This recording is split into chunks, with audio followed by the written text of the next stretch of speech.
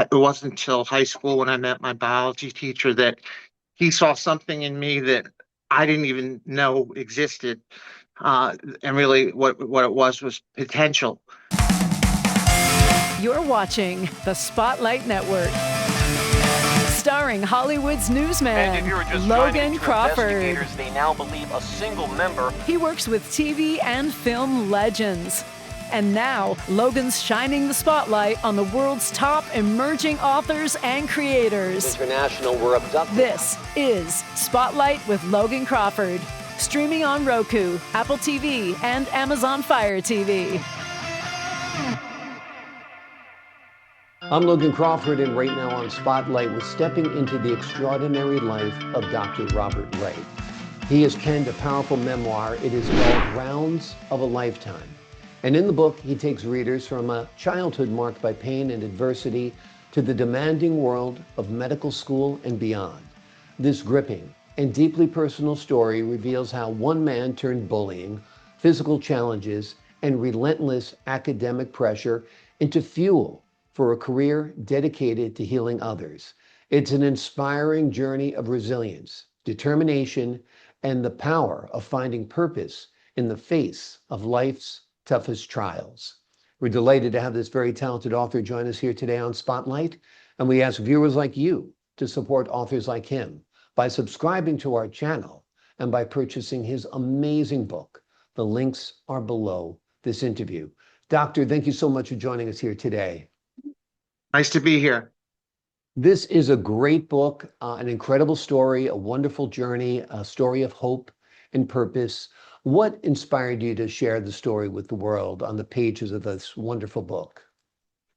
I really wanted to start from scratch at early life and the challenges that it presents to you, and to inspire people to know that through support from family, friends, and hard work and determination, you can really become anything you want to be.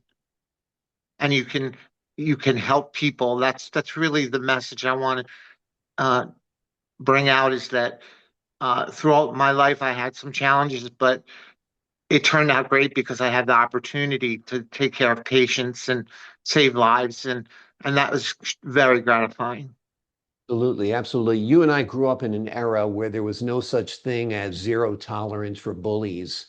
The bullies, unfortunately, were alive and well. They would sometimes chase me home from school. You know, it was a tough era. How would you describe your early childhood and the challenges you faced? Well, at 3 weeks old, I started off with what they call pyloric stenosis. It's a full blockage of your bowel that leads to vomiting and can lead to death. And my mother was a physician, and she recognizes, fortunately, the doctors didn't believe her, and she pushed and pushed. And I went to urgent surgery, and they were able to, remedy the problem. I had lost half my weight, and was really in bad shape, and came out okay. As far as early life, I was fortunate. I had professional parents. My mother was a physician, OBGYN, but I encountered a lot of bullying growing up, being called names for my nose or my ears too big, or being really, like you mentioned, chased physically by people, and wondering why this was happening. When I grew up, as I said, my parents were professional parents. My mother was a doctor, father a lawyer, and we lived in a very 95% Jewish neighborhood. But there was an area where I went to school when I was young that was, I'd say, lower class, and they would chase me and beat me up for no reason I couldn't understand it. And I was in a total state of panic and fear growing up. But one of the things that I had when I was young is I was a really good athlete, so I always had that to ground myself. But growing up, it took many years before I saw the light. And I think the first The first light I saw was when I was in 11th grade. I had a biology teacher who taught advanced biology, and it was the first time I took this course, and I really didn't have much direction. I was in a very academically oriented private school that didn't offer much guidance, but they were very strict. And it wasn't until high school when I met my biology teacher that he saw something in me that I didn't even know existed. And really, what it was potential. And he helped me to realize my potential and helped me focus on what I wanted to do with my life. And I decided, uh, partially because my mother was a physician, but also because of his influence, that I wanted to become a doctor. And I was fortunate enough to get into a pre-med school with my record, and it sort of took off from there. Um, one of the, a lot of the things that happened were influences that I had in my life, friends and teachers, and students and things like that that really shaped me. Um, I started off, as I thought, relying on my family, my friends as a young person. But as I grew older and I became more a physician and a more advanced lifestyle, that they were now relying on me. So I relied on these friends and these teachers throughout my life, and then it turned, and now everyone in my family, patients were relying on me to come through, and I was able to do that. So that's the inspiration that I wanted to give, is that you can start anywhere, but with significant influences from friends, family, and teachers, you can really develop into anything you want to be. Amazing the difference that just one teacher in your entire educational career can make.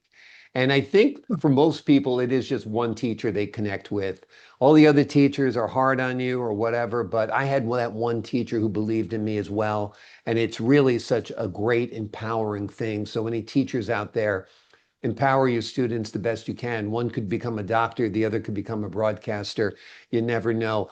Doc, let Right. me ask you this. Medical school is a tough business. What was it like going through medical school?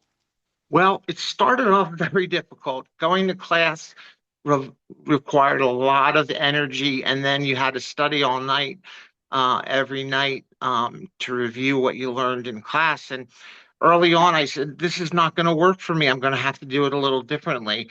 Mm. And I was fortunate enough that we had a system where some students volunteered to take notes on the classwork.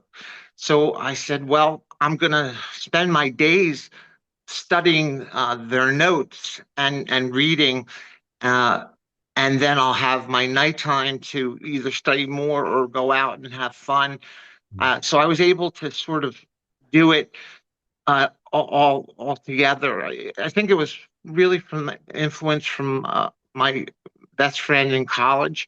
He was a genius and he was the smartest kid in class, but he knew that you could do what you wanted to do uh, with less effort to actually achieve more, and he made that happen.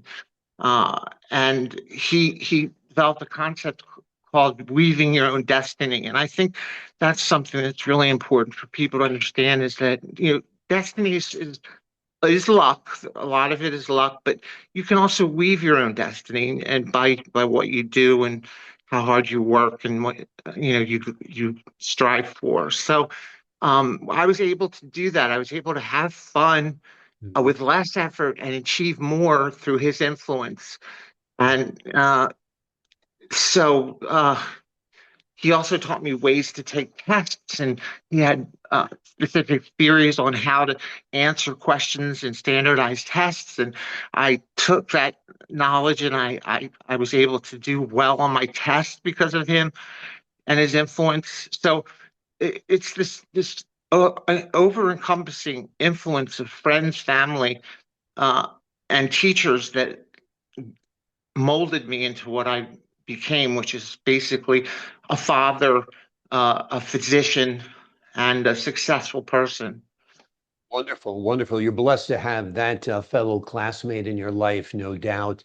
Talk to us a little bit about how your own health struggles made you a more empathetic doctor, actually made you a better professional? Empathy is so important for a physician. I think it's the number one thing that a physician has to have, and it has to reveal that and show that to their patients, because it's so important for the patients to understand that somebody's there to help them and somebody's going to care for them. And that's a huge weight on your shoulders to take that on. And we see thousands of patients, and so we have thousands of people who are relying on us. And it can be overwhelming at times, but I think part of the empathy that I developed was related to my mother as a physician. I recall one time she took me when I was like 9 years old to one of her deliveries, and let me see everything she did. And I saw in her that she was empathetic, and she could be a good doctor and be empathetic uh, at the same time. And so my mother's influence was very, very big. And I think that's where it comes from. Yeah, absolutely. What do you hope readers take from your book after they've turned that last page? The most important thing I'd like for them to understand is you can start anywhere from scratch, or behind the eight ball, but through determination and using influences that you have during your life for the better, you can actually it reverses, and now you become the influencer. You become the teacher of students and residents and fellows, and you become that person who is people rely on in the end. Absolutely. They are important lessons, no doubt. The name of the book we're focusing on today is called Rounds of a Lifetime. It is a powerful memoir about triumph, transformation, and the healing power of purpose. Doctor, thank you so much for joining me here today. Thank you for having me. I appreciate your insight, your wisdom, and your candor. To the folks at home, I'm Logan Crawford, thanking you for your time, this time until next time on Spotlight.